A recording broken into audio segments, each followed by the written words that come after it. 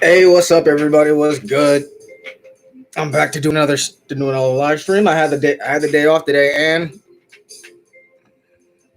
word, I had the day off today, and I was just like, you know what? After seeing Kev drop that trailer and seeing all the support that it's been getting, and just going through all my old files and just getting more hyped about Sly and just remembering why I love this game so much, I felt like this stream was necessary because I've only made one other video on this entire topic. And I felt like I didn't really go into what exactly felt during that video. So I really want to get into it here. And thank you. I miss Sly too. So trust me, I get where y'all coming from. And trust me, just if you guys comment and I pause and don't get to them, don't worry about it. I'll try to get to all the comments as soon as I possibly can because I don't do this often, so I'm just trying to get used to everything. But Sly is a franchise to me just to let you know, because I started on YouTube doing videos about Sly Cooper. That was the first thing that I ever really tried to make a video on. The first thing I ever tried to make a video on YouTube period was a gameplay of a walkthrough of Sly Cooper and the Thievius Raccoonus. But I didn't have a good camera back then or any of that kind of stuff. So it's like I ended up deleting the video. And then but then I remember when Thieves in Time got announced. Bro, I was so hyped up. I was so happy. I was bragging to all of my friends that were telling me that it wasn't going to come out, that it was happening. I was sending in ideas to Sanzaru and shit. If I can find it at some point during the stream or something, I've got to, I literally sent Sanzaru, game ideas and story ideas. And by the time, my stuff ended up getting to them, it was too late. So it's I couldn't contribute anything. But they sent me a t-shirt and stuff like that. So, that was nice. That was cool. But it's at the end of the day, I wanted so much more from this game. And maybe my expectations were a little bit too high.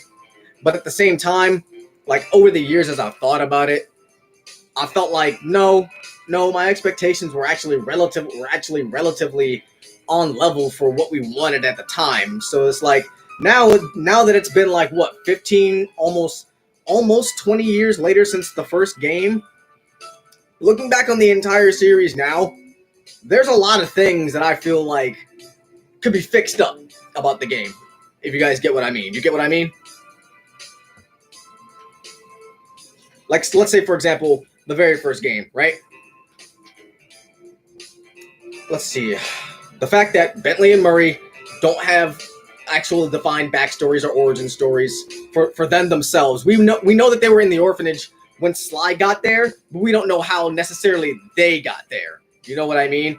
And the only material we have to really go on any of this, to really have any information, is that, is in some of the comics and some, I think, earlier released material. Sorry if I look to the side or whatever. My room, I live in the YMCA in New Jersey right now, and it's a shithole here. So sometimes mice and bugs in the radiators and shit, so pardon that.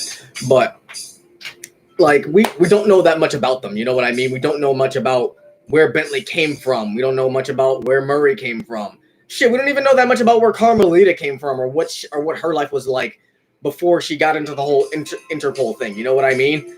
We don't know anything really about Sly's dad. We don't know anything really about McSweeney. We don't really know much about Dr. M. We don't know much about a lot of the even some of the villains that we do know a lot about, we don't know that much about. You know what I mean? Or their plans or their schemes or their motivations weren't fully fleshed out in the ways that they could have been in the first three games. You know what I mean? Let's take Sly 3 for a perfect example. The villain of the second episode was a fucking mask. Now, granted, that could have worked. And that actually could have been a really neat way to be sometimes the treasure that you're after or the thing that you're after, you're trying to steal, isn't really worth it. And sometimes, if you're trying to steal something back for somebody that they want, maybe you have to consider what you got to go through in order to get that first. You know what I mean? So then it's with the mask, it's yeah, these miners wanted to industrialize and they wanted to mine for ore or whatever like that. But it's in doing so, they awakened something that could have well, the mask didn't have the potential to destroy the world because all it did was just make you bigger.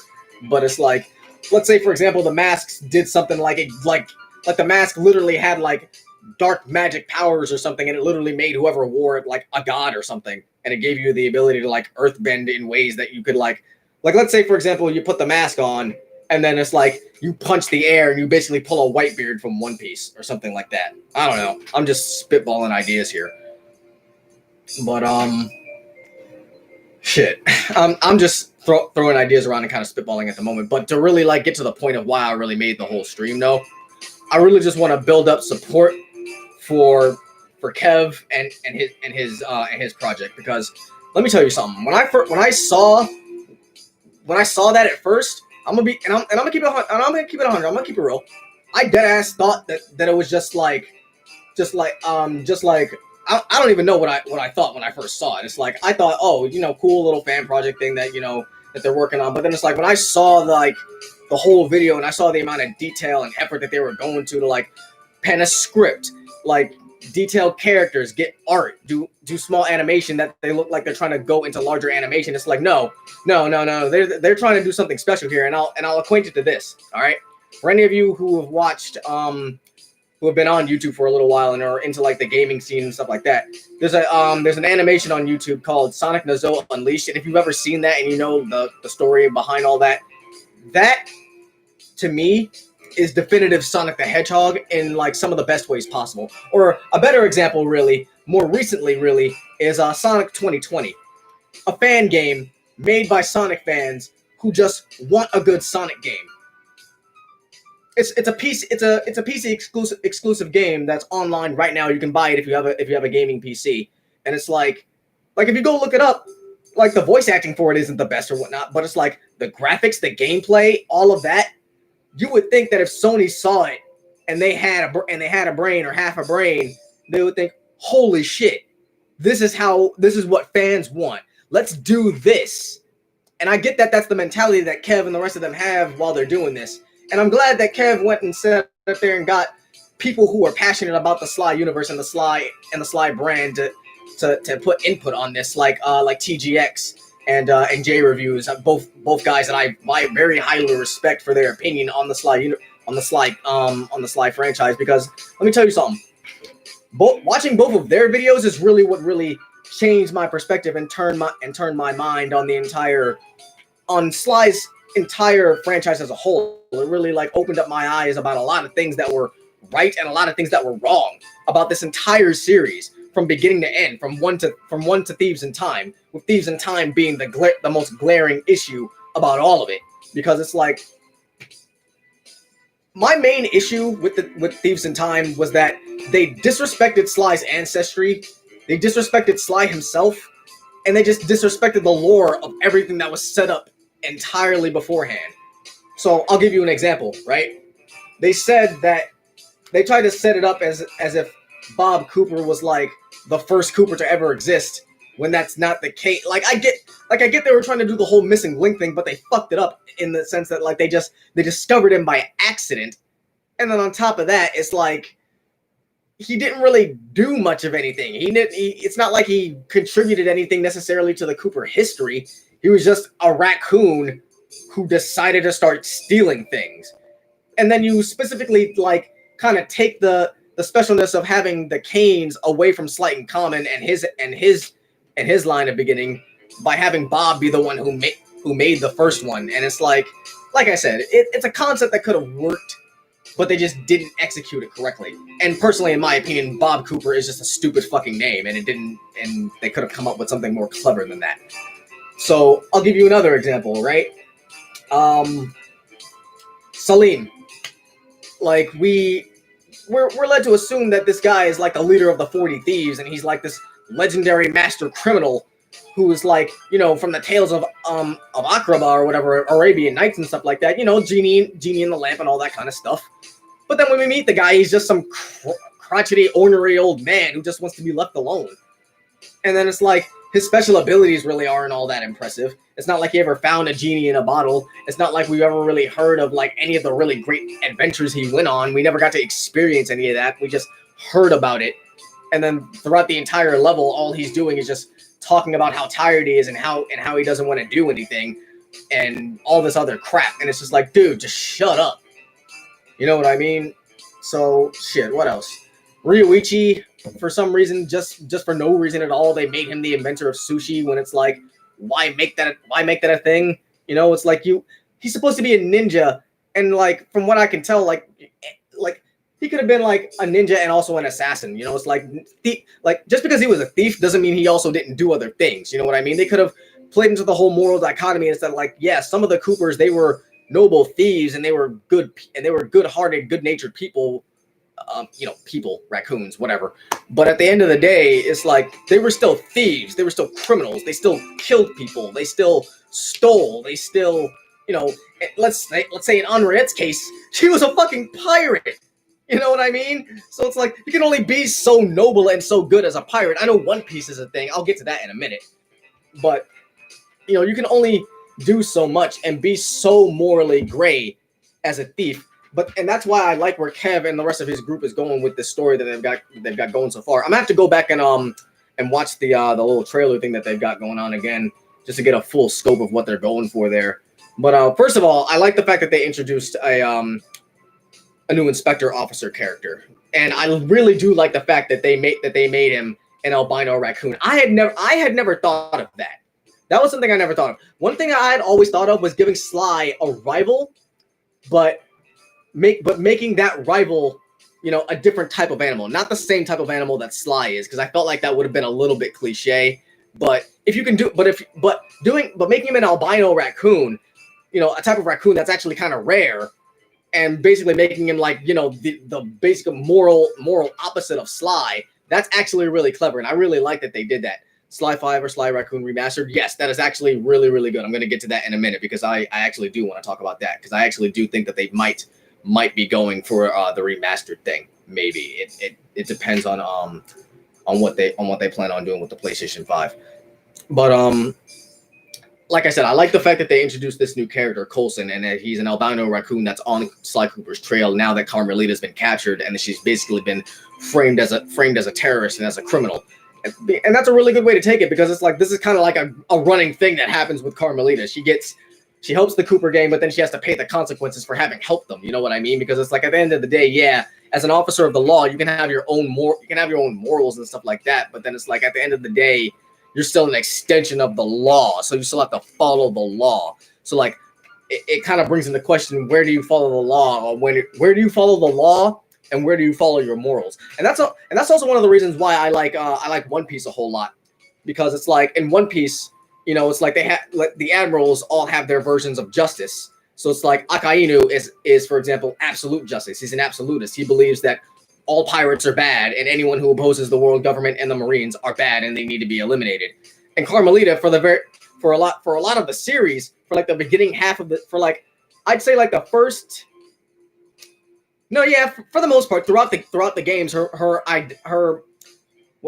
ideology has been criminals are bad. It's black and white. There are no morally gray criminals. If you're a bad guy, you're a bad guy. I don't care if you steal from other criminals.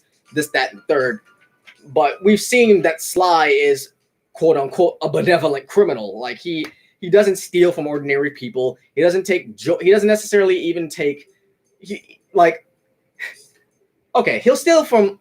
See, that's one of the reasons why I feel like they need to expand on how Sly operates as a thief and how he thinks. Because it's like, okay, the Coopers are okay with stealing from banks and museums and jewelry stores, but do you only steal from those banks and jewelry stores and things like that if they're criminally owned, or if they're run by a corrupt system, or what's your deal there? It's like when the Coopers started, what was their mission statement? What was the thing that made them think, okay, this is how we're going to live, like this is how we as the Cooper clan, the Cooper family, are going to live life, and this is just how it's going to be. Because at some point Slight and Common had to pen that down, in papyrus or in the Thievius Raccoonus, I guess, because we don't know if the Thievius Raccoonus started out as just basic pages like an Egyptian papyrus, or if at some point later down the line, when actual books were a thing, one of the members of the Cooper family just documented everything that they found so far that they had found, and then they actually made the book. It's kind of up in the air on all that. That's one of the reasons why, if they wanted to do the time travel thing, they could have done the thing where Sly and the gang go all the way back in time, back to the beginning, to Slyton Common's time. Not Slyton Common the second, but Slyton Common the first, because he's the one who wrote the book. Slyton Common the second, I believe, was the one who founded the Vault. So you go back to Slyton Common the first, right? And you inspire him to be the one who sets up the Cooper line as what they are today, a line of master thieves who only steal from the corrupt and the unjust, and they fight for justice, but in their own way, and they fight for justice from the shadows because, they know that the law, one way or another, is never going to accept them because they do things their own way. You know what I mean? Hey, Sly Cooper is my favorite video game character, if not my favorite fictional character of all time. Of course I'm going to talk about him. And with Kev's project out there, with him, like, out here, like, legit, like, trying to give Sly life and give him a chance, unlike Sanzaru, like, bruh, of course I'm going to talk about it. Why wouldn't I? You know what I mean? Because it's like, Sanzaru sits up there and says that if we want more Sly Cooper, we have to let Sony know. Okay, how do we let them know in a way that just doesn't get ignored, like they ignore basically everything else? You know what I mean? There are plenty of other games out there that want revivals and that want their shot at another game. Jak and Daxter being a prime example, and they haven't gotten to that. People have been aching and screaming for another Jak and Daxter for years. Have they gotten to it? No. But it's like, but with certain games, right? If Sony sees that the money and the potential is there, they'll put the money into it. A perfect example is God of War. Like, after God of War 3 and God of War Ascension, everyone thought that after that, the God of War franchise was dead, and there was no bringing it back, and it was just going to stay the way that it was. Cut to, let's say, 5 years later, God of War is now incredibly relevant again and is Game of the Year in 2018. So there's literally no excuse or reason why Sly Cooper cannot have a new game. Now, what I think that they should do is, firstly, remaster the original trilogy, remaster them all on the PlayStation 4. Release that on the PlayStation 4 and test the pulse of the fan base and see just how badly we want this game. See how much the money flows in for the game. See if it maybe, makes PlayStation's greatest hits again. See if it's up there with the ranks of Ratchet and Clank, Crash, Spyro. Make sure that Sly is still up there and can still compete with the rest of them. And then after that, release Sly 4 officially on the PlayStation 4, while the PlayStation 4 still has a lifespan left. And then while that's going on, you can release Sly 5 on the PlayStation 5. Easy fix right there. If you ask me, that's really an easy and simple way to really think about it and try to get it done. Because it's like, if they go for this plot for Sly 4, because one of the things, sorry, I stutter a lot. Pardon me.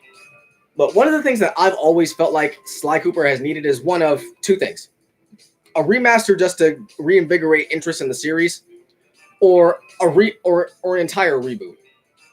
Now, I'm in the camp of people, and this is probably a very small, minor camp. Type in the comments if you disagree, and if you're with me on this one.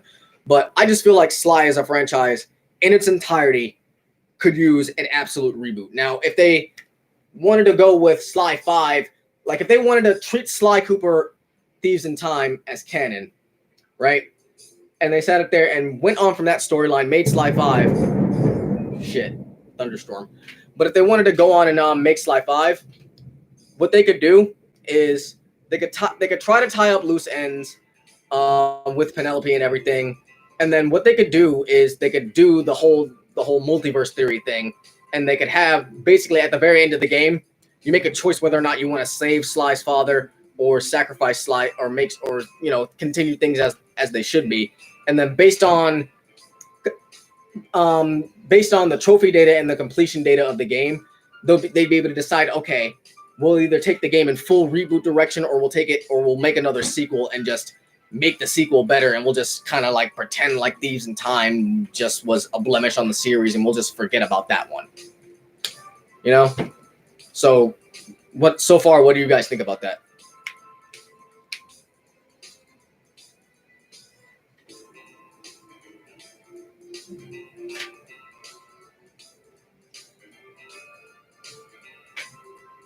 And like I said, if you guys haven't checked out Kev's project, go check it out. And matter of fact, let me see if I can bring the video up. I would just sit up there and honestly like play it during the stream and whatnot, but like OBS is retarded as shit on my computer, and I'm still trying to figure some. I've never been the best computer guy, so still trying to figure out things as I go along a little bit. But that's what a learning curve is.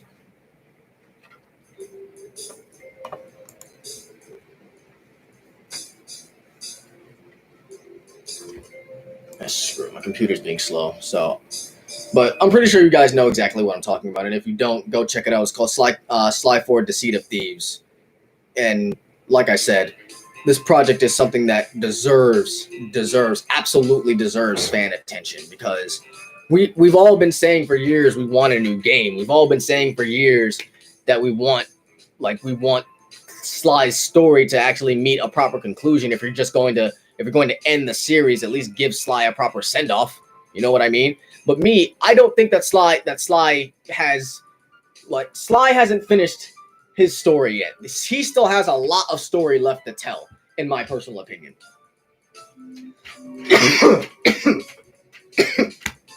Sorry. Shit. Drink. Something to drink.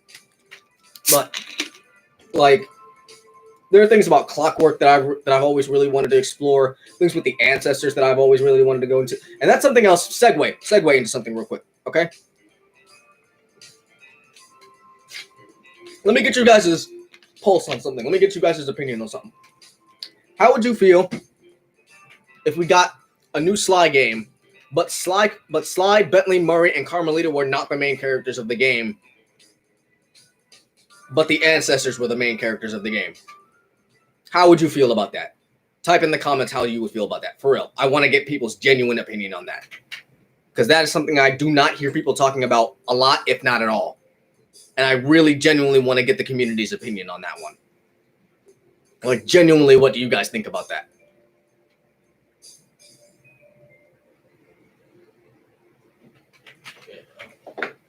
Holy crap. Hella rain.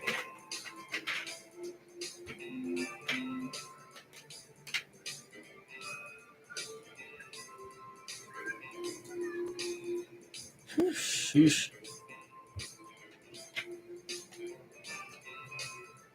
Because really, I really do think that would be an amazing game, because it would serve to build Sly's universe. It would serve to build up like why the Coopers are so they're so mysterious, but also revered at the same time.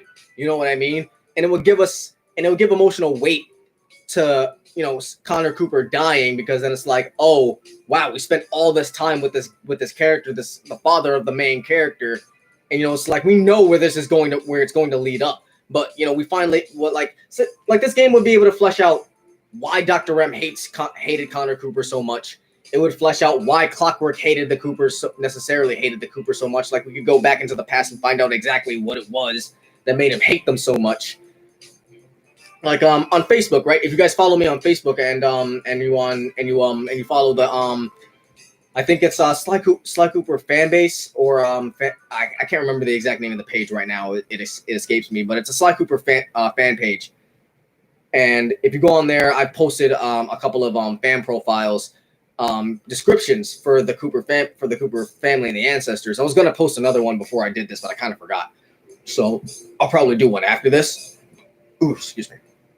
But I detail, like, you know, what Slight and Common's special abilities were, besides being able to turn invisible. Like, I give him the ability to be able to turn other things invisible, other objects and other people invisible. And like, an ability that was special unto him was that he'd be able to phase through solid objects.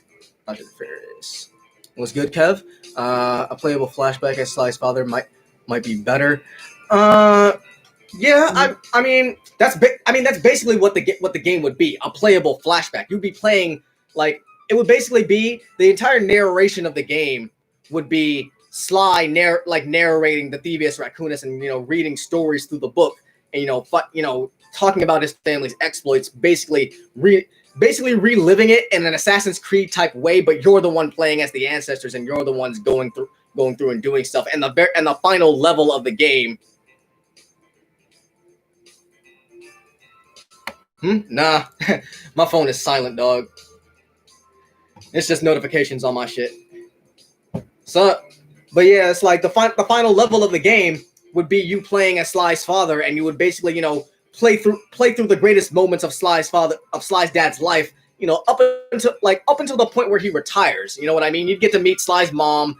Whether or not she was also a criminal is up for debate, because that's one thing we also don't know. We don't know a damn thing, a goddamn thing, not a single thing about Sly's mother, and that bothers me. It bothers me to no end. To this day, it bothers me that we know just a minuscule amount about Sly's father, but not a damn thing about his mom. Like, what? Why? Why do we get nothing on his mom? So we'd be able to go through that, meet her, form the relationship with her, find out how they fell in love. We find out, why Dr. M hates Connor so much. We would find out, more about McSweeney. And then it's like, if they decided to do it this way, if they made this game, it could possibly tie into Kev's idea that it's like, oh wow, McSweeney deep down has kind of always been an asshole, or it's like, he hasn't always been an asshole, but it's like, I can see I can see how it would kind of build to that. You know what I mean?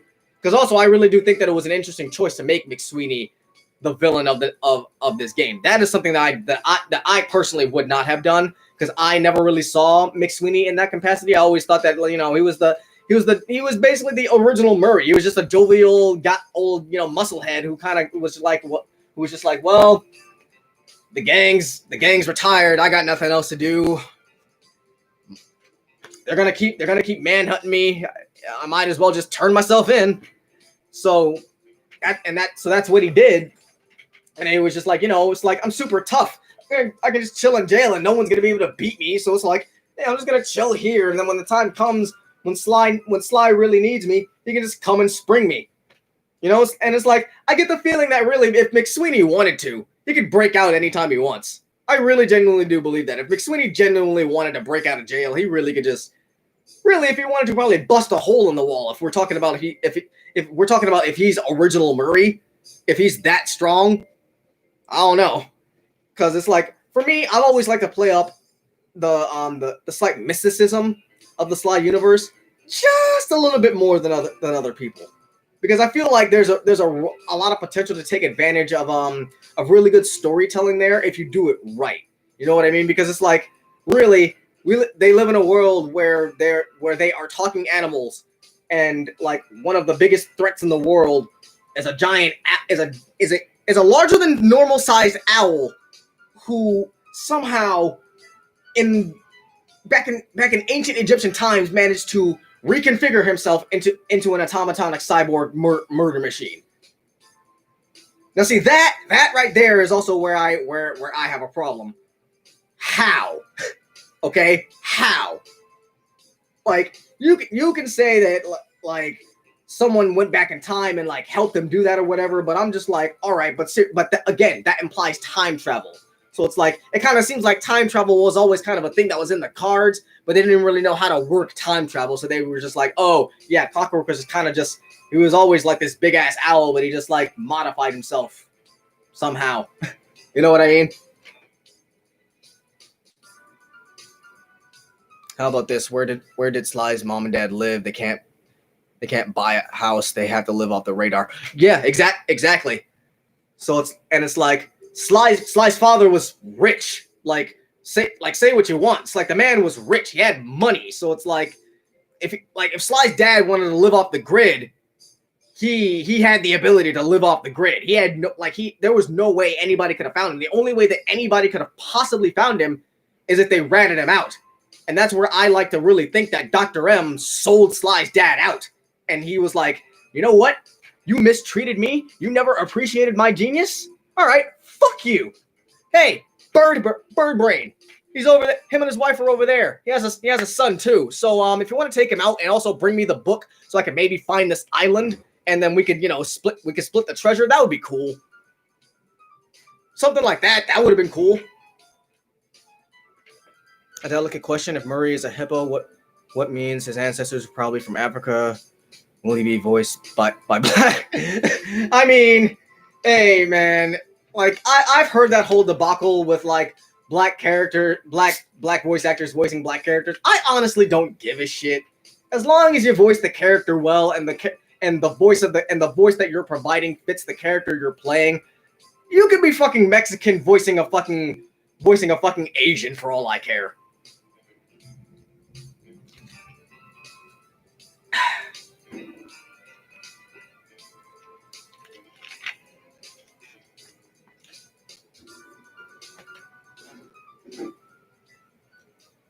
It's like shit. In dubs for anime, they cast white voice actors for the characters, but all the characters are ethnically Japanese. So, what would be the point of dubs? You know what I mean? Like that entire debate is fucking stupid. And mind you, like I can get where some people are coming from with certain characters. Yes, that like having someone who is African American voicing an African American character would work better if that African American person has the voice that fits that character. You know, like there are plenty of black voice actors that voice characters who are white. So what's the fucking problem? That's not a big deal. Now, if you wanted me to ask what one character in the Sly Cooper franchise should most definitely be voiced by a black person, that would be Dimitri, because Dimitri is most definitely low key and high key as fuck a black guy. You can't tell me shit. Like, bro, Dimitri was high as shit on the weed or something throughout the whole act of that game. Can nobody tell me shit?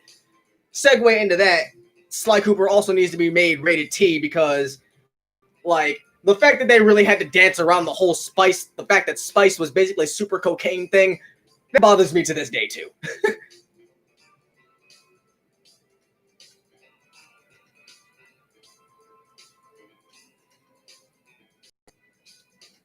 And what's up to Dr. Barry, by the way? Yeah, leave race out of it. Like, see, that's the thing. In Sly Cooper, race isn't a thing necessarily. Like, color of skin isn't necessarily a big deal in the Sly Cooper universe. I would say necessarily, because I would think that, like,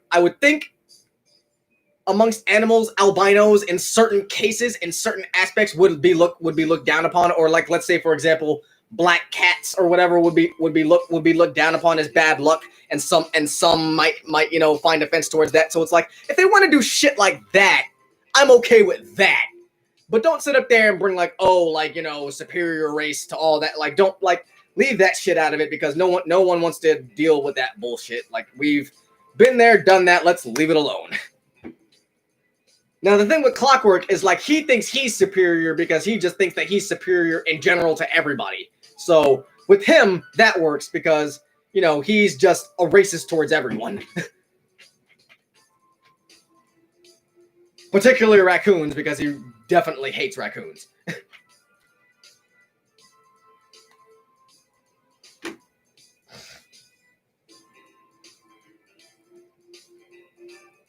But one thing that I always felt like, hang on, let me see. The thing that annoyed me was the guy who played Cleveland Brown's stepdad. Yeah, I heard about that too, and it's like, yeah, that's pretty stupid. Like, that's pretty fucking dumb. Like, dude, you've been voicing this character for so long, and now that only recently this entire debacle about black people voicing black characters or whatever comes up, you want to step down as the character? Like, come on, don't be a fucking idiot.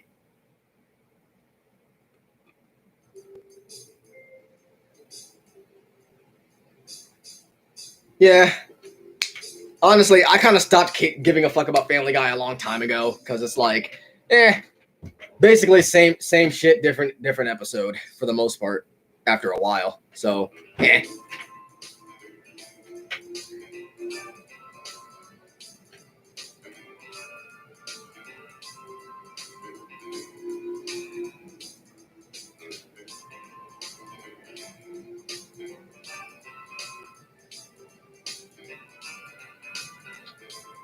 Also, let me get y'all's opinion on something real quick. How do you feel about or how would you feel, right, if they did make Sly Cooper Thieves and a sequel to Thieves in Time, right?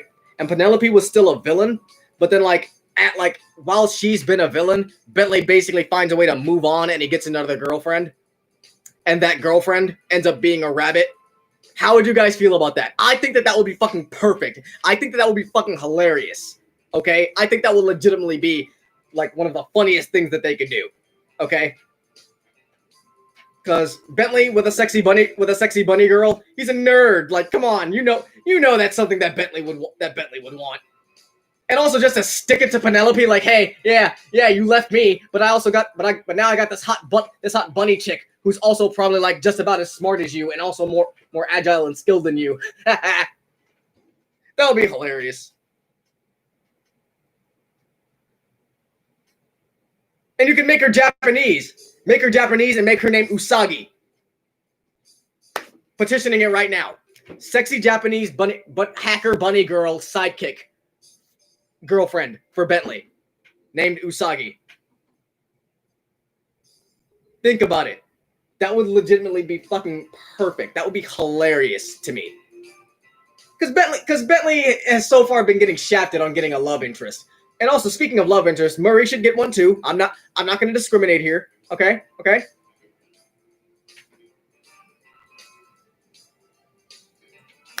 Yes, I like that idea. Have the new girlfriend defeat Penelope as her initiation to the gang. Yes.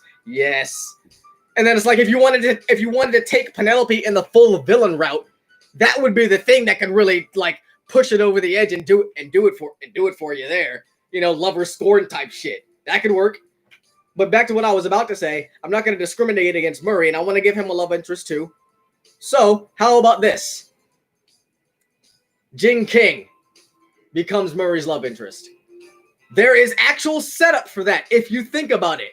The Panda King said that he was always going to look after his daughter, and so far, ever since Sly 3, no one has proven worthy to date his daughter. But you want to know who would? The person who helped save his daughter in the first place? Jing King is a panda. Murray is a hippo. Come on. Especially if she can cook. Boy, if she could cook. Imagine how happy Murray would be if she could cook.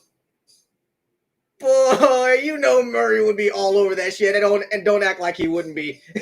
He definitely would be. He absolutely 110% would be.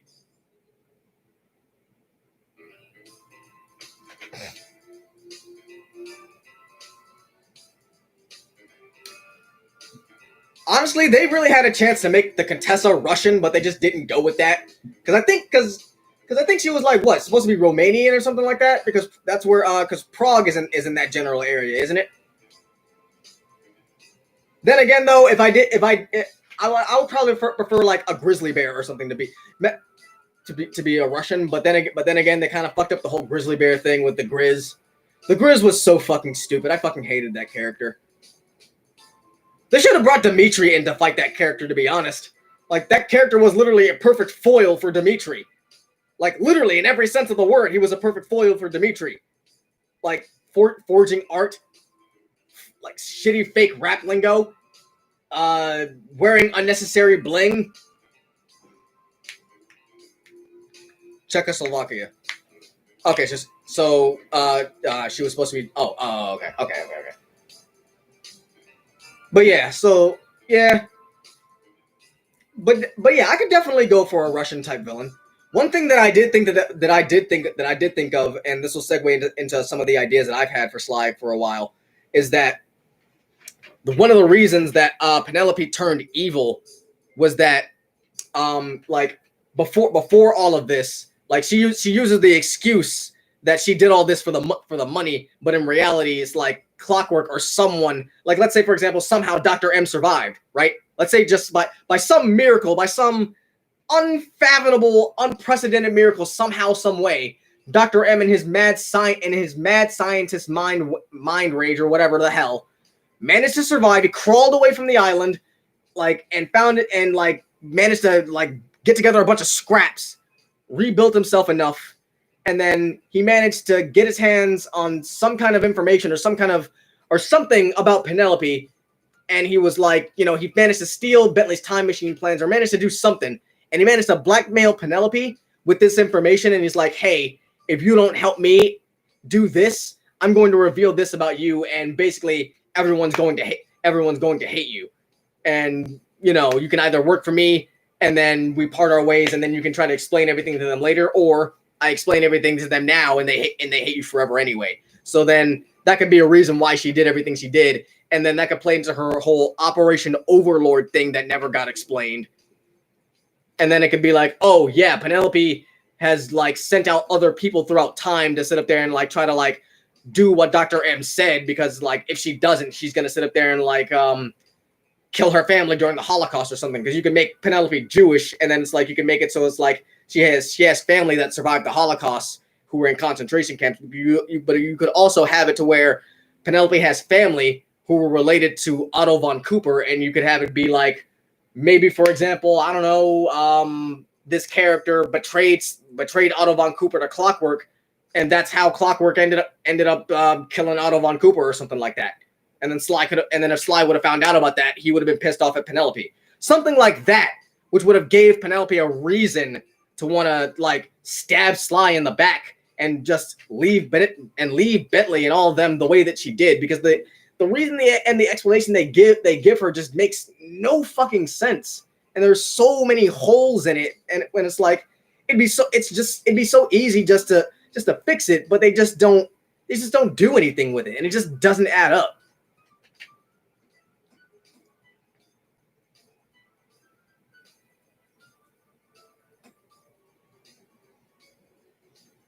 But anyway, I'm sorry for rambling. I just felt like I needed to get that off my mind for a second.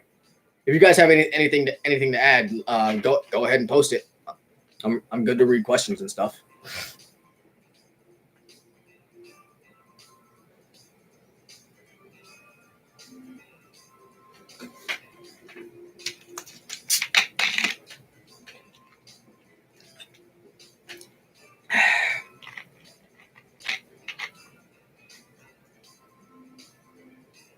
What do you think? What do you think about it?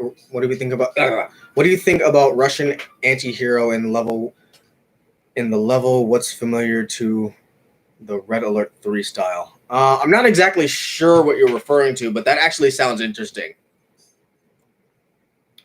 I get why Clockwork went after Connor, but if we see a flashback game, I want to see what he did to incur the wrath of the other members of the Fiendish Five. Yeah, that's also something I always wanted to know. It's like, yeah, we know why Clockwork hated him, but what did Panda King hate him for? What did Miss Ruby hate him for? What did all of them hate him for? Like, interestingly enough, I wrote a little miniature fanfic about why each and every single one of them hated him. And basically I boiled it down to Connor Cooper at one point or another basically stole something from each of them, or screwed one of them over at one point or another. So starting with Raleigh, he screwed Raleigh over by cheating him out of a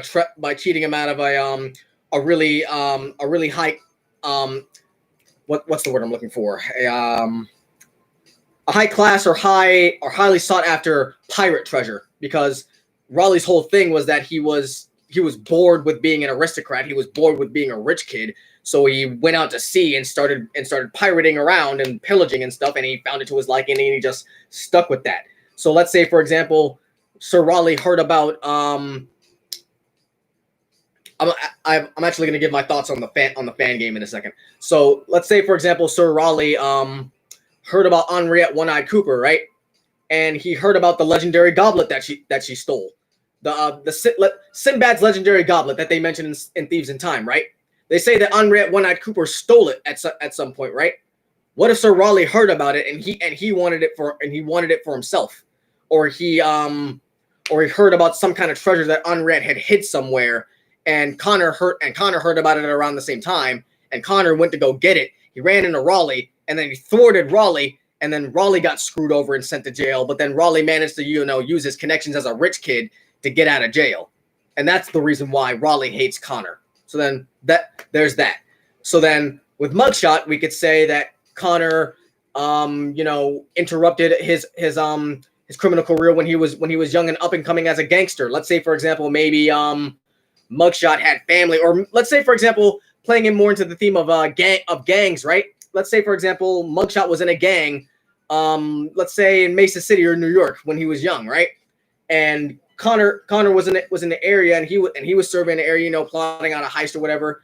And the gangs were like in a gang war or whatever, but like they were planning a big heist to go steal something, and Connor beat them to the punch, and then this ended up leading to a gang war, and then both the gangs ended up killing each other, but Mugshot was the only one who really ended up living through it all, and that's the reason why he hates Connor. And or let's say, for example, maybe like Connor was involved in getting Mugshot's father locked up or something like that. You know what I mean? So there's that. And then I would like to say with Miss Ruby, she doesn't necessarily have a beef with Connor necessarily, but she's got a beef with Connor's wife. She got a beef with whatever. Well, we don't know what Sly's mother's name is, but I would like to think that her name was Selena, because I like to think that Sly's mother was a cat, and you know, Selena, Catwoman. You get where I'm going here. So, you know, let's say for example, Sly's mom was a thief just like Sly's dad was, but she was a thief more in the sense like she was like Catwoman. She would steal from anybody who had anything of incredibly high value. Didn't matter if you were like a really rich person or if you were like someone who lived in the slums or whatever. If you had something she wanted, she was going to steal it from you. So she found out that Miss Ruby had like this really valuable mystical artifact or whatever that would like make her beautiful or something like that. Because Miss Ruby, you know, always seemed like she was subconscious about her looks or whatever. Because it's like, you know, people always found her scary because you know, she's a fucking crocodile. So let's say she had this voodoo trinket or something like that, that when she put it on, it would, you know, give the appearance to other people that she was, you know, this great beauty or something like that. And, you know, Selena wanted it. She went and stole it. And Miss Ruby is pissed at her about that, and she's pissed at and by proxy she's pissed at Connor because Connor helped Selena get away. So there's that. So that could be the reason why Miss Ruby hates them. And then the Panda King, you know, given he's Chinese, I would have to think that, you know, Connor did something to stain his honor, and that's the reason why he hates him. He hated him so much enough to go after him and kill him. So maybe Connor during a heist or whatever did something, and Panda King lost his wife, because we don't know anything about what happened to Panda King's wife. We know that Panda King has a sister, but we don't know anything about his wife. We don't know anything about the rest of his family, really.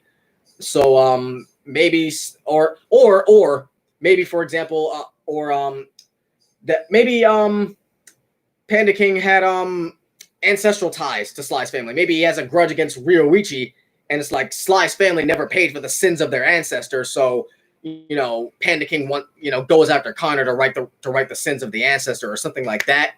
Or maybe let's say, for example, in his younger years, the Panda King was a member of the Yakuza. Just because he's Chinese doesn't mean he couldn't have been a member of the Yakuza. You know what I mean?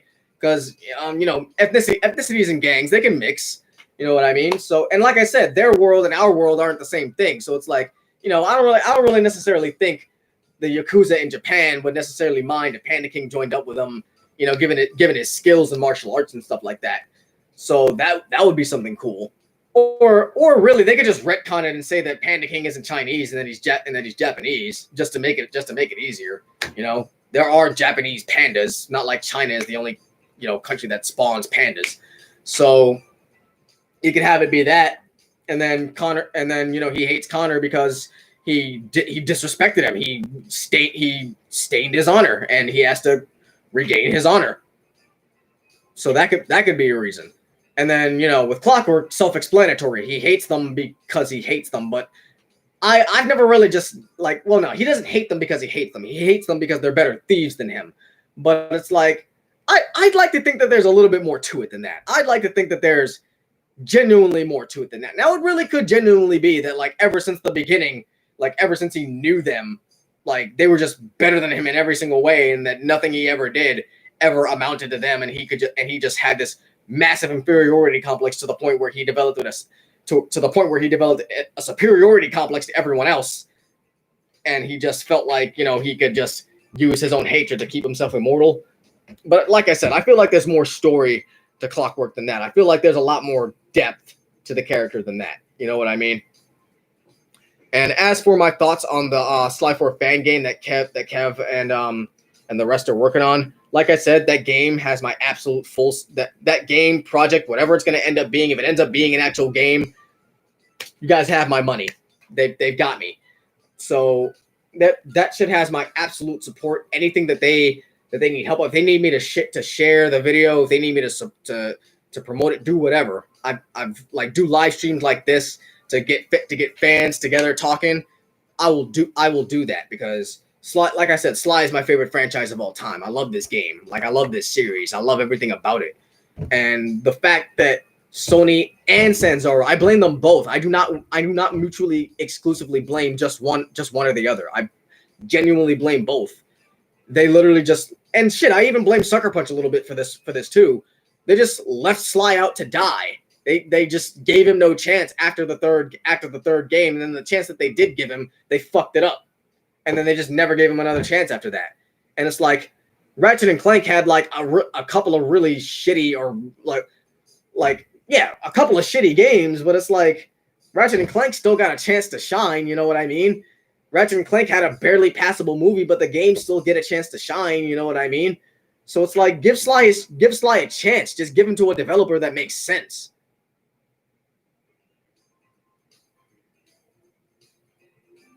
I mean, me personally, I got no beef with Vinty. You know what I mean? Like I genuinely don't give a fuck. At the end of the day, like he's gonna think what he thinks. You know. It's like if he doesn't want to support this, then that's his business. He can not support it all he wants. The fandom doesn't all revolve around him. You know what I mean? And it's like at the end of the day, he's not doing. Really, if I'm gonna keep it a buck, he's not doing anything to advance the series. Literally, all he's doing is just reporting on ifs and maybes about a TV show that we may or may not get. You know what I mean? It's like with Kev and with Kev, Jay, and TGX specifically, because they're the ones that I know the most. They are the ones who want a new game and who want this franchise to blossom as it should, as it was intended to. Now, I personally got nothing against the TV show. I personally would love a Sly Cooper TV show. I would love a Sly Cooper TV show, a movie, a series of comics, like the main games, spin-off games. Like I would love all of that shit. I would love it. I really would. I want all of that. But like trying to do a TV show before you give the games their proper due just isn't the way to do it. That's just not the way to go. It's like if they can stick the landing and they can do it well and they can at least give Sly's audience something, fine. All right, cool, fine, whatever. I'll give it a shot. I'm not gonna judge it until I see it. Until I see a trailer, an official trailer, like official anything. I don't give a fuck what Vinty has to say about it, because at the end of the day, unless something official gets released that I can cover myself and I can see is tangible and real, and that Sony is like, hey, we're putting this out, Sly Cooper is something we care about and that we want to make money, he can think and say whatever the fuck he wants. I don't care. It's none of my business. You know what I mean? I will say that diss track that Kev made against him was funny as hell, though. I ain't gonna lie. Bars are bars. And shit, that shit was funny. I don't care.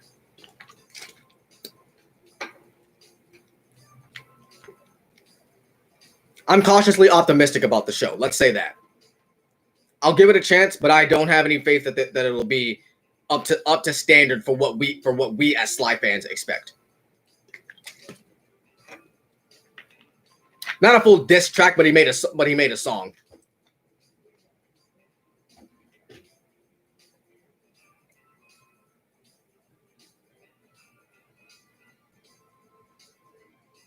The only reason I referred to it as a diss track was because somebody on Facebook, not Facebook, on it was Facebook. Somebody on Facebook was bitching about the fact that he made that song, and it's just like, well, I mean, it's like if people if a motherfucker is beefing with you, it's like, hey, if you tell him once to back the fuck off and he doesn't back the fuck off, then it's like, hey, you force my hand and make me do what I gotta do. And if it's like, if you can't take the heat from me, then don't talk shit to me. You know what I mean? So it's like, I can get where Kev was coming from on that one, but it's like, I don't give a fuck about the drama because it ain't got nothing to do with me. You know what I mean? It's like, at the end of the day, we all want the same thing. We all want the same thing. We all want a new Sly game. We want more Sly content. So it's like that whole shit doesn't really, I don't really care. Well, I had a old denied idea for my future comic. It was about Carmelita's dad, who served in a secret service like KGB, and his work was what gave motivation. So that's actually really, really clever. That's actually really good. I actually had an idea about that, but like my idea was more like making Carmelita a parallel to Sly in the sense that like her family has kind of always been hunting his family throughout time. But it's like, you know, in the beginning, it wasn't always like that. In actuality, like with the idea that I had it to be like in the beginning, like in ancient Egypt, you know, Carmelita's ancestor was a magi to the pharaoh, and at one point, Slight and Common the First was a magi to the pharaoh also, and they used to be partners. They used to be friends, and they used to serve under the pharaoh together. And technically, and the pharaoh would send them out on missions, and some of those missions would involve them stealing things. And so it's like at a point, you know, Slight and Common, you know, the pharaoh thought that he was getting too good at his job, and he kind of like, you know, kicked him out, and you know, but made it seem like Slight and Common, you know, was a bad guy and was a thief and did some fucked up shit. And then it's like he turned the foxes against the raccoons. You get what I mean? So it's like, you know, history is written by those who sit in power. You know what I mean? So it's like Carmelita at first would think that, like, you know, I hate you. I'm supposed to be hunting you, and you're supposed to be my enemy. But it's like in reality, like, no, like in the beginning, like things used to be tight between the two, and then something happened. You know what I mean? So I always felt like that would be cool. But you know, other people have other ideas, and I'm totally open to all of that. You know what I mean? So because we don't know anything about her father either. So it's like, you know, him being a KGB, or being in a service that was like the KGB, or like a secret police force or something like that rooted out police corruption or something like that. That would be really cool.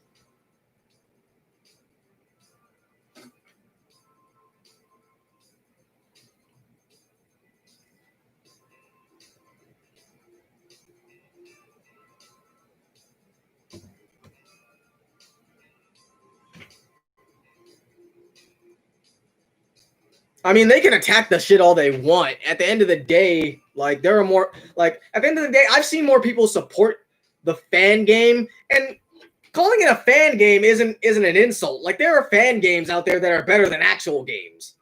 Like, there are fan animations out there that are actually better than most actual animations that exist. So calling it a fan game to me isn't an insult. So they can keyboard warrior and bitch about the game all they want, and bitch about it all they want. But at the end of the day, it's like y'all not like giving any support to it. And it's like, at the end of the day, if you want to keep Sly 4 as the piece of shit that it is, go ahead, you can do that. But we want to actually make something that fans actually want. And then you're gonna be mad, and you're gonna swallow crow when we make something that you didn't realize that you wanted, or we make you realize you wanted this all along, and you're just gonna feel like an idiot. So that's exactly why I fully and absolutely support everything that Kevin is doing with this project, because he's making something that fans didn't know that they wanted, he's making something that fans knew that they wanted, but didn't know that they were gonna get. That's what I mean. Because we knew we wanted this, but we knew for a fact that Sony and Sanzaru were not gonna give it to us.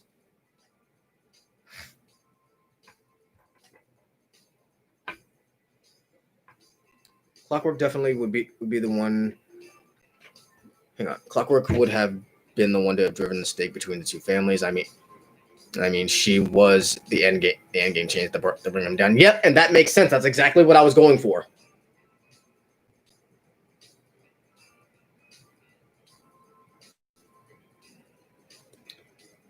And if her dad was a friend to Sly's father, who was his biological father, but his wife died after giving birth. He gave Sly to Connor's family, so his son could have a normal life.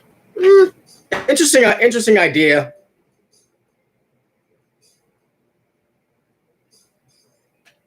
That would really turn on its head. But then it's like, you know, Sly isn't actually his father's son. So that kind of takes away from it for me a little bit, but still though, that's an interesting way to take it though.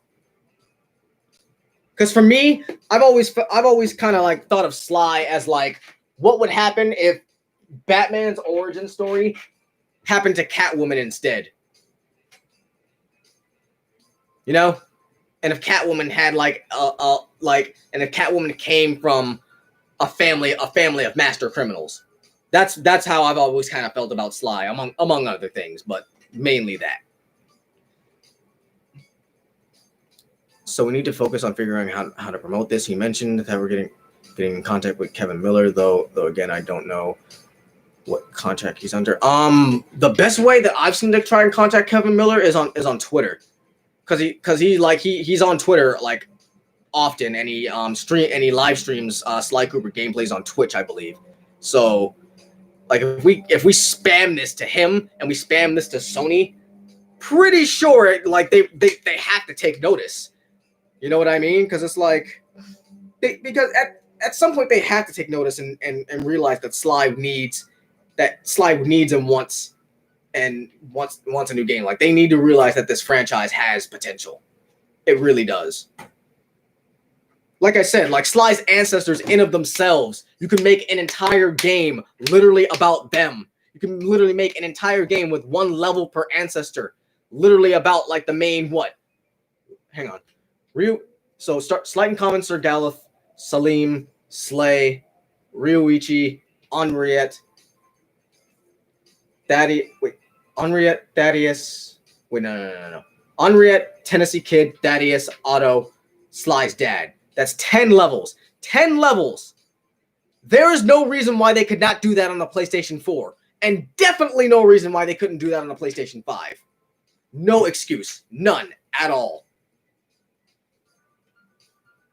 So if they really wanted to push Sly as a franchise, they could literally make that entire spin-off game as a prequel game, have that lead up into a reboot of the series, and basically you could basically tell the entire Cooper legacy through that game, lead it up to the moment where Sly's father dies, and then the very absolute last mission of that game that you play is playing through as Sly, Bentley, and Murray during their very first cookie heist, and that leads into the reboot. I just don't want this project to get shut down, since currently it violates the 1998 DMCA Act, which sucks a lot. I think if he pitches the idea to Sony, maybe something could happen. I mean, at the end of the day, all he has is a script and fan art, as far as I know, and like some small animation. Because it's like I said, for example, Sonic Nazo Unleashed and Sonic Wrath of Nazo that is being made by Chakra X on YouTube. That's not something that's a fan animation. That's not something that he's just that Sega promotes. That's something that he made himself. So it's like if they're trying to make an actual legitimate whole game out of this, then yeah, they're gonna have a little bit of a problem in getting this to Sony. However, if it's a fan animation thing, like let's say for example they want to do like a fan animation, like fan webcomic of this or something like that, then they could do that, because then it's like if it's non-profit, then it doesn't violate anything. Because as long as it's non-profit, it doesn't violate a damn thing.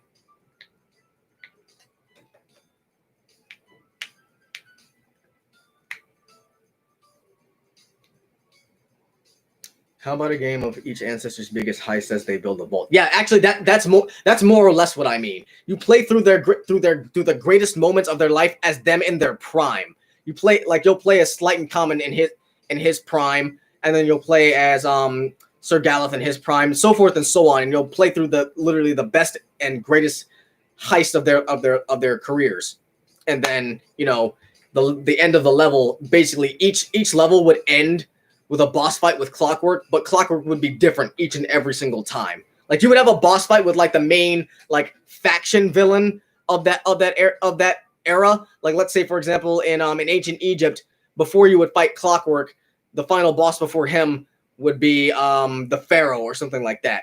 Or in Sir Galeth's case, your opponent would be like the king or the king's knights of the round table or something like that. You would fight them, or you would fight a dragon or something like that. And then for Salim, you could sit up there and, like, say for example, find the lost city of Aram, like they did in Uncharted. That entire thing could literally be an Uncharted reference. Okay, that entire final boss fight could be an Uncharted reference as you fight in the city of Aram, just like it kind of looks like almost in Uncharted 3. And like one of the final bosses you fight is a fucking evil genie or something like that. And then let's see, for Henriette, ship battle, and you could have a fight with like a rival pirate crew. Ryoichi, you could have a really cool ass ninja fight in a bamboo forest. Like, there's so many cool things that they could do with the ancestors, and that's one of the reasons why Thieves in Time pissed me off so much. The ancestors were done so dirty. They were so lame. Like, that's the best way that I can describe the ancestors in that game. Just lame. Like, their special abilities were lame, with the exception of Tennessee Kid Cooper to an extent, but that was basically just a ripoff of the Deadshot technique from Red Dead Redemption, so they didn't even really try to get creative there. So it's like, damn it. Like, why? Like, these are supposed to be the people that preceded Sly, and they're the reasons why Sly is as powerful as he is. Because make no mistake, Sly is broken. Sly is cheap. He is, like, with the amount of abilities that this guy has that were detailed in the first game. Keep in mind, this man has the ability to freely manipulate time. I think we all forget the fact that Sly can do that. Remember, in the first game, he was given 2 explicit abilities, technically 3, that gave him the ability to freely manipulate the flow of time.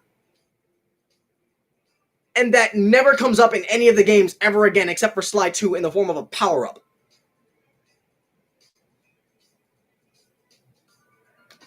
Like, yo.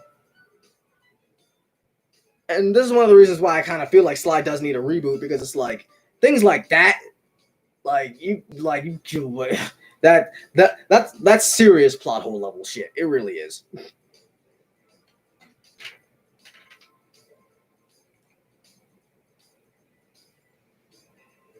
And one of the things that really annoyed me about Thieves in Time was just the fact that Bob as an ancestor exists.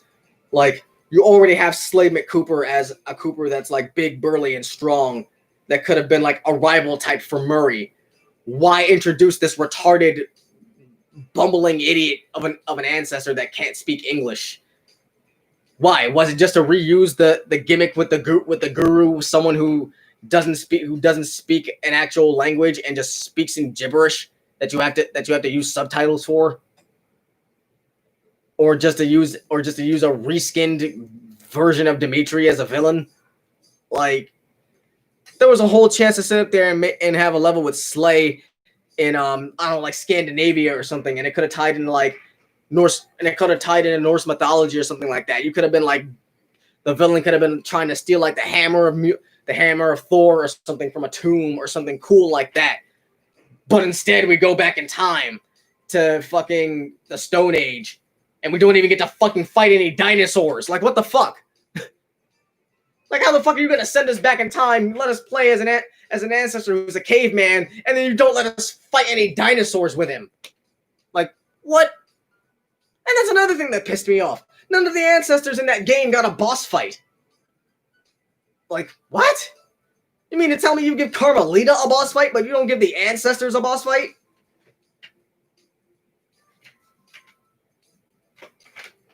What? Like, that makes no sense whatsoever. Like, at all. That shit was just stupid. And it just goes to show how just rushed and poorly thought out this game was. Like, this game was supposed to be a celebration of Sly's history and his ancestry and his legacy, and instead, they just shat all over it. And then if you ever dare say that Thieves in Time was garbage and that nothing about the plot was good, and that the ancestors and all of the characters were bastardized versions of themselves, like fanboys of this game will literally try and emphasis on the word try and tear you a new asshole. Because it's like, how mentally immature are you fucking idiots? Like, how just undeveloped are your brains that you just literally just cannot think for yourself for a minute and just see the nuance here?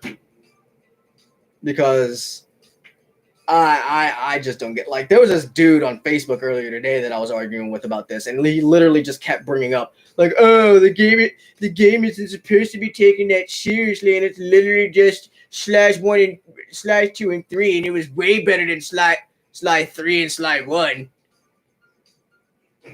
Thieves in Time in no way, shape, or form was better than Sly 3 or Sly 1. Better graphics do not a better game make. And I know that, I can tell you that for a fact. Better graphics do not make a better game. That is a fact.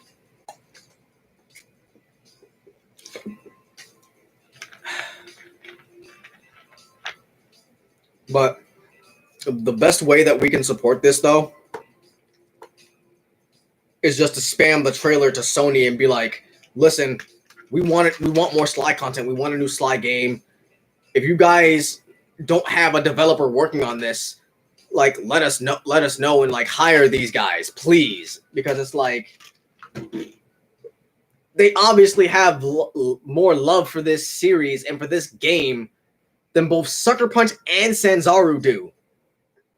Like, I really don't know how else to phrase it without sounding like an asshole, but it's like, Sanzaru and Sucker Punch don't really seem like they give a shit about this franchise, this game at all anymore.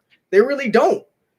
Now, I could be wrong. I could genuinely be wrong, and Nate Fox and the guys over at Sucker Punch could genuinely still give a shit about Sly. They really could still care a lot about this character because, let's be honest, it was Sly Cooper and the Thievius Raccoonus, and mostly Sly 2 that put them on the map. Specifically, it was Sly 2 that put them on the map. So, without Sly, they would not be where they are. You know what I mean? So it's like, out of respect, you guys really should take back what's yours. You know what I mean? What if add a spy character who's like,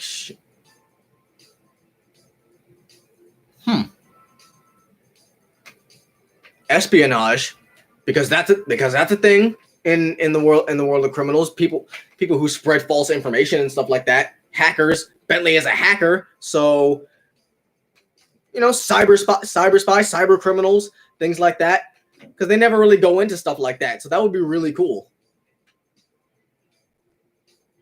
You know, like a Black Widow-like character, or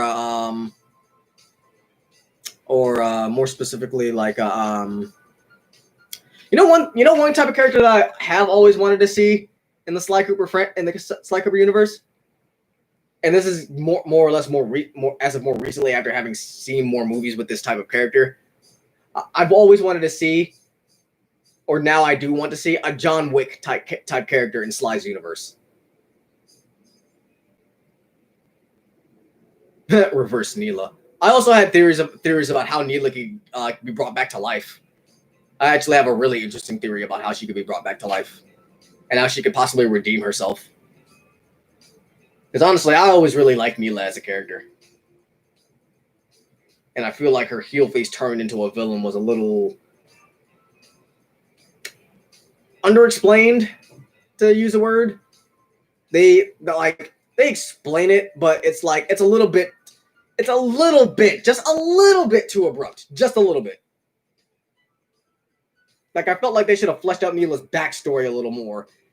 And, like, kind of like, I don't know, but maybe it was for the best that they didn't do that, because then it's like, then if we would have known that she was kind of like this dubious person from the very beginning, then we would have, you know, had more of an inkling that she was going to stab us in the back. But then again, you know, they still could have found a way to play with our expectations. I think, but you know, they could have just done it better, I guess.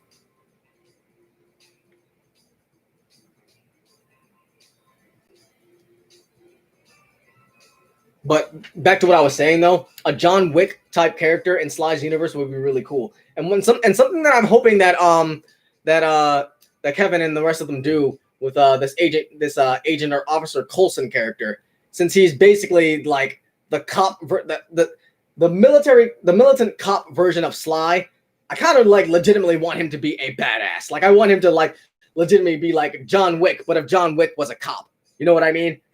Like, because those shock pistols, man, like you ever get like, because I imagine those things are literally like tasers, but instead of like shooting the wires and stuff like that, you actually get hit with like bullets that have like an electrical charge. You know, like they're insulated or conductive bullets that hit you and basically tase you on sight. So like imagine a character who's basically a sharpshooter with one of those. You know what I mean? Like imagine Sly facing off against this guy and being all overconfident because he's used to facing off with Carmelita, but then he goes up against this guy and then this guy like literally almost has Sly dead to rights, and he's like, oh crap, this guy is not a joke. This guy is not Carmelita. I gotta run later, and he dips, and like we have it basically again to where Sly is like he's less playful with this guy because it's like this guy is a threat. This guy is serious. This guy is not joking around. This guy like doesn't believe in the same things that I do. He's not like okay with possibly being morally gray like Carmelita. Like, no, this guy wants to bring me in, and if I let him, he will, because he's got the skills. You know what I mean? And then it's like something cool that they could do because they never really brought this up, right? Or actually, no, they do bring this up. Actually, they could sit up there and be like, this guy has been researching Sly and literally watching him and studying him, and over the course of him studying him, he's basically managed to copy Sly and copy some of his moves, like the Ninja Spire jump, the rail grind, and the rail slide. And I won't say that he's managed to copy the invisibility because let's say that's something specific to Sly's family that only that they can do. But he basically has a handle on all the other things, like, you know, jumping on spire jumping and stuff like that. And that's one of the reasons why he's more dangerous to Sly, because he can keep up with Sly better than Carmelita can. And then he's more better armed than Carmelita, because now that he's basically, you know, her acting replacement, and I would imagine also now the chief of Interpol, since Barkley retired, you know, that would mean that he basically has all of Interpol's armory to himself to use. And it's like these people were apparently rich enough or wealthy enough to hire guerrilla mercenaries that have jetpacks and fucking submachine guns.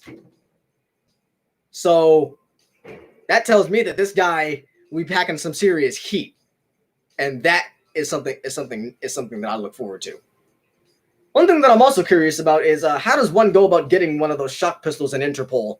Like, do you have to be of a certain rank to get issued one of those? Because Neela didn't have one of those. Contessa didn't have one of those. Barkley didn't seem like he had one of those. None of the other officers in like any of the comics seem like they have one of those. Carmelita is the only one who has one. So it's like, I think like in the first game she mentioned that it was a prototype, but she basically has the same gun throughout all the games. So I don't know. I also would like to know who develops Interpol's technology. I'm a genius. That could play into what I was saying earlier, giving Bentley a genius rabbit girlfriend. They could be like, oh yeah, the person who's been making the shock pistols and all of the gear that Interpol has. Yeah, it's been this really attractive Japanese bunny girl for the past couple of years. And then Bentley could be like, she's hot. Of course, give her glasses so she could do the whole tsundere thing, and she would be super cute, and it would just be great. Like that is legitimately something I hope somebody draws now.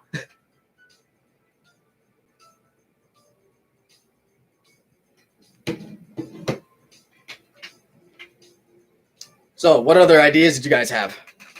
Like I said, I'm all ears.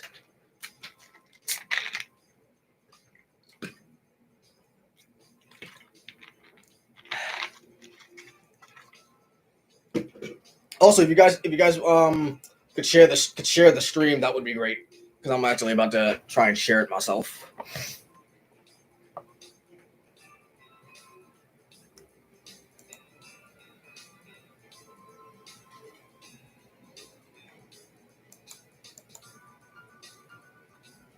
Hopefully the stream doesn't go down while I go on to another page. If it does, just let me back.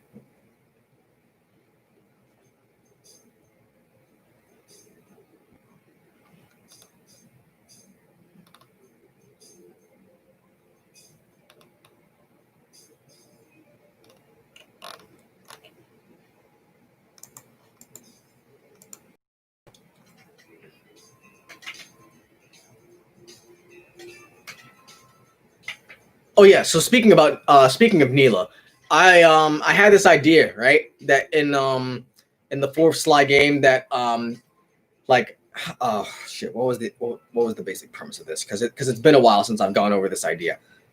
Basically, in the level where because in the idea that I had, it's a direct sequel to Thieves in Time, but I basically use this game to tie up all the loose ends and basically fix all the plot holes and things that were fucked up in that game. So in this version, the first level that you end up going to, well, the first thing that happens is you wake up as Sly in ancient Egypt, and then you're amongst the wreckage of the blimp, and you're like, okay, I gotta get my bearings together. Like all of my equipment is scattered everywhere. Like I've still got my cane, I've got my pouch and everything, but like all of my equipment is gone.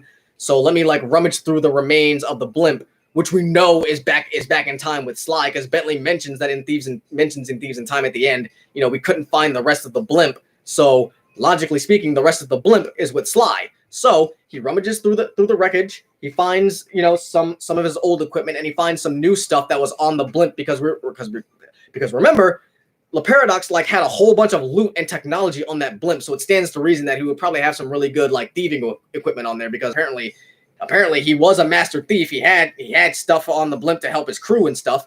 So you could go in there, steal some of their equipment, rummage through it and stuff like that, get some health packs.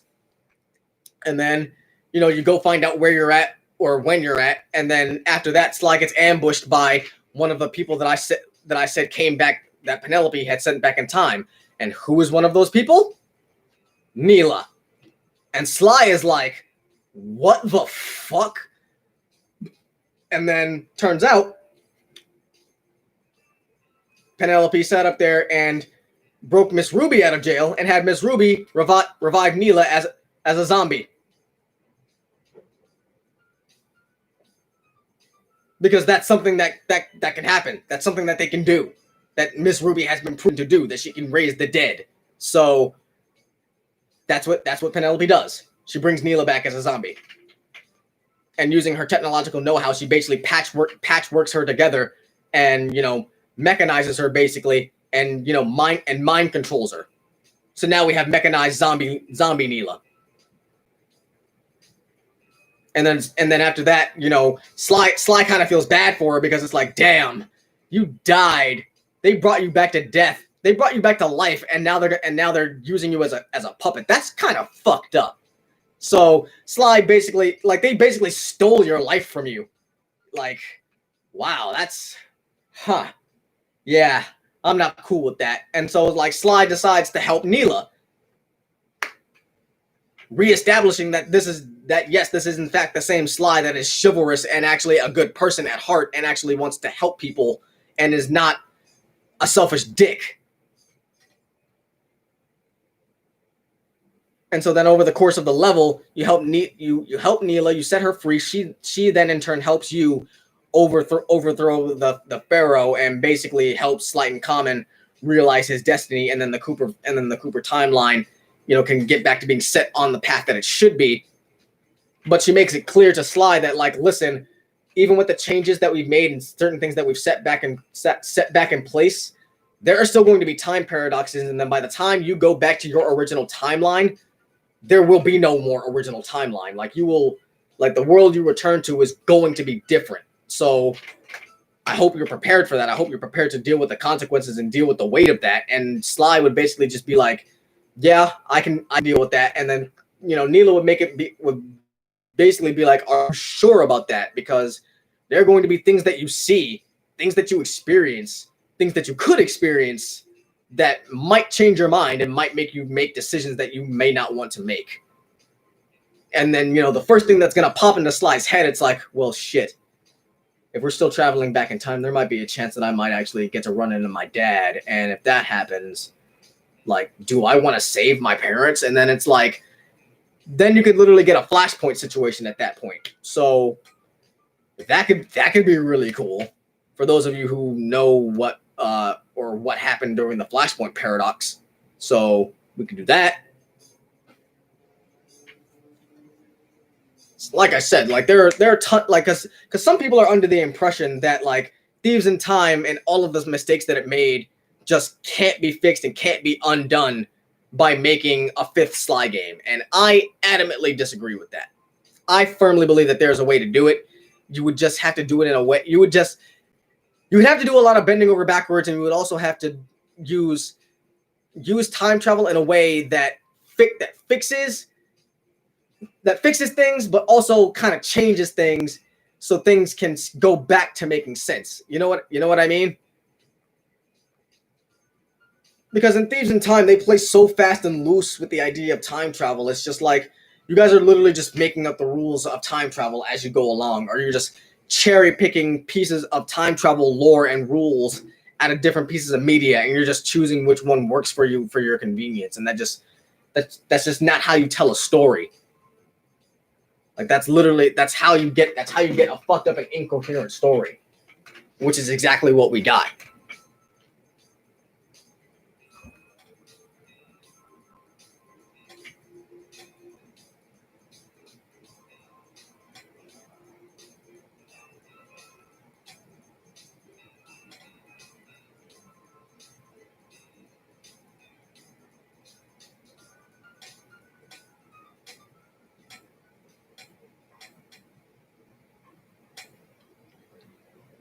So yeah, let me think. What else? I'm still trying to think of other ways that we can possibly support this idea. Like the best thing that I think that we can do right now, really, like genuinely, is just keep contacting Sony through Twitter and through Facebook, and just keep trying to convince them that they need to personally just talk to Kev and the rest of the guys working on this project. And they just need to come to an agreement. They just need to come to a middle ground, and they just need to know what's up. And they need to be like, hey, listen, like this franchise can make money. Do you want us to work on it or not? Because obviously no other developer is going to pick it up, and it doesn't seem like you have any interest on just giving it over just to anyone. Because look at what happened with Thieves in Time. You gave it over to a bunch of hacks, and then they fucked it up. They made the game look good. The soundtrack was nice.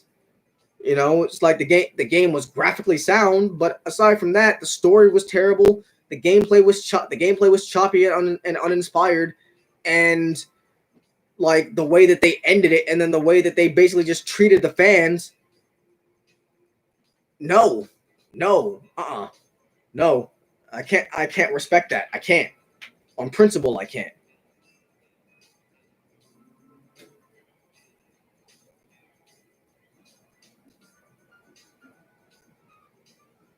Like legit, on straight up just principle, I can't respect them for just leaving it like that. I can't. Because Sanzaru said, Matt Kramer had said that if we wanted the game and if we wanted it that bad, that we just need to let Sony know. But it's like, dude, you have a direct line to Sony. You literally make games you made a game for Sony. If anyone's gonna be able to get word to them faster than us, it's you. So why aren't you, Glenn Egan, and the rest of Sanzaru, like trying to go to Sony and tell them, like, listen, like, give us another shot. You guys kind of shafted us the last time. Just give us another chance to do it better this time. Hell, I wouldn't even mind a remake, a full-on remake from ground up of Thieves in Time. If they wanted to do that and just call it Sly 4 Thieves in Time, but it's a remake of Thieves in Time, and then they just remake the entire game from the ground up with a new engine or a more updated engine, and then they do everything that they didn't get a chance to do the first time because now they'll have more time to work on it. But they're never going to get a chance to do that because now Facebook acquired them and now they're only doing VR stuff. So now that's like literally any hope of a new Sly game is literally out the window.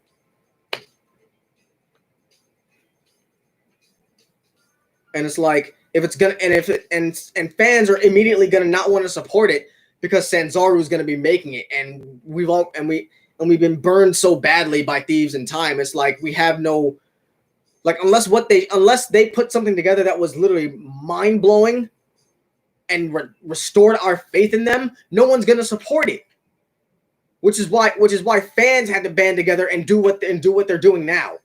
Which is why I have all the respect in the world for Kevin and the rest of the crew, because like they're doing something similar to what happened with the Sonic the Hedgehog movie. They see fan reaction and fan reception, and they know what fans want. They know what we want. They know because they're fans. And it's like Sanzaru can say that they're fans all they want, but it's like if you play through Thieves in Time, you would honestly question how much of a fan are you of this game when you've screwed up so much and you've literally just man. And keep in mind, I don't hate them. I just don't respect them.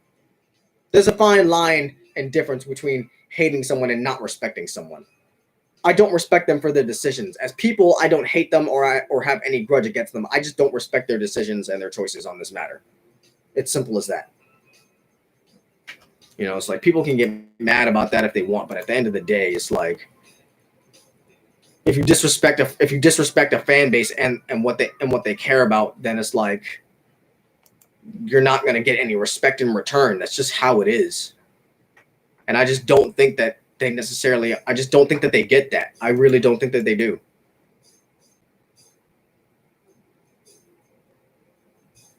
And it's unfortunate that that's the case because it's like I can tell they really put a lot into this game. They wanted this game to do well, but it's like at the end of the day, it just didn't. And then they just gave up. And I can't respect that either. You know what I mean? It's like we all want to give up at something, but it's like with something as big as this and the task that you were given, like for me, I can't respect them for giving up. I can't.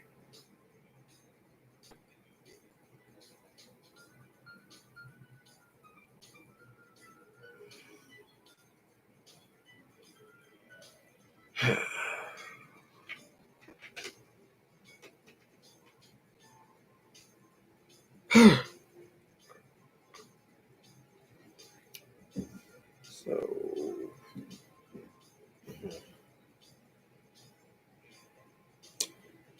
another thing that I felt like they should have done with Thieves in Time, they should have included the other members of the gang. Like Guru wasn't involved, Dimitri wasn't involved, Panda King wasn't involved. Like, why weren't any of them involved? Like, why didn't Bentley contact any of them? You would think that a lot of their skills would have been very helpful in this situation, but I don't know. I think that's really all about all I've got. Not really much else to talk about, really, unless you guys had something else. Because as far as I can see, there's not that many people watching, I don't think. At least, not from what I can see. Hang on.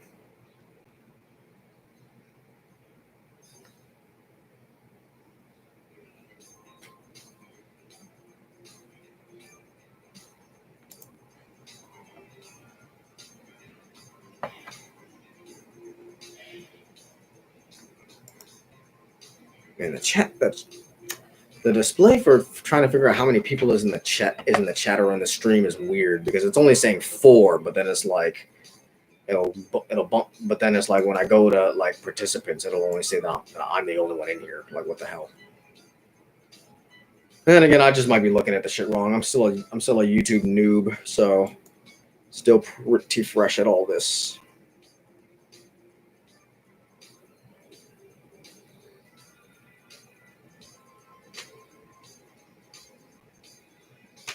But yeah, if you guys had any more ideas, I guess just let me know. Let me know what they are before I end the stream, because I got nothing really else to talk about at the moment.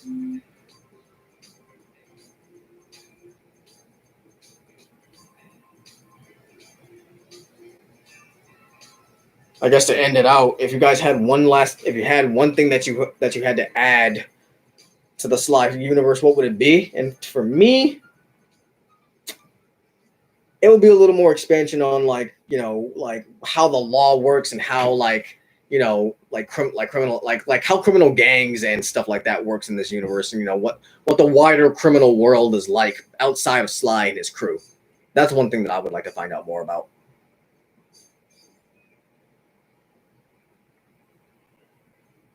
But that's really all I've got for this one. I'll probably do another one of these live streams when I have a day off again, talking about this, and then, as more stuff comes out about this fan project, of course I'll cover it a whole lot more. I want to try to put out more videos. Like I said, I'm just trying to figure out what kind of software I should be using and stuff like that. Trying to save up some more money, and stress and everything has been crazy with work and stuff like that. Trying to find a new job and stuff. So that's all I've really got for this one, you guys. And thanks a lot for everybody who came in, asked questions, and had something to say. I really appreciate it. I really do. Just like, comment, and subscribe. Follow me on my social media, Twitter, Facebook. Those are really the only two that I got that I'm on frequently, because I got them both on my phone. So like me on like my social medias, and just follow me if you want to talk more about Sly and stuff like that. I've always got ideas and things to talk about with the character, because, like I said, favorite game character of all time. Join the fan club, the fan group on Facebook. There's two of them that are really popular. If anything, I'll link them in the description for the stream after I end it, and you can join the community there, so everybody can converse and spread ideas and stuff like that, and so we can all support this fan project, because, like I said, it deserves everybody's support, even if you're a hating ass fanboy. So, with that being said, like, comment, subscribe, and I will see you guys later. Peace out and have a wonderful day.